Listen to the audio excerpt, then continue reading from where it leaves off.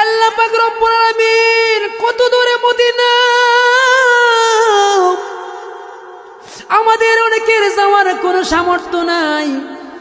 আল্লাহ সকলকে তুমি Mecca Medina জিয়ারত করার মতো তৌফিক দান করে দাও। মদিনার নাম কত যে সুন্দর, মদিনা কেড়েছে অন্তর।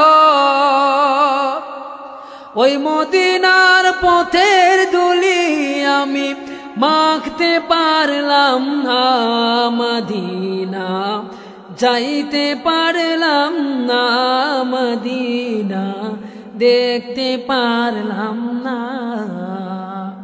সে নবীকে দেখলে জান্নাত ওয়াজিব জাহান্নাম হারাম হয়ে যায়।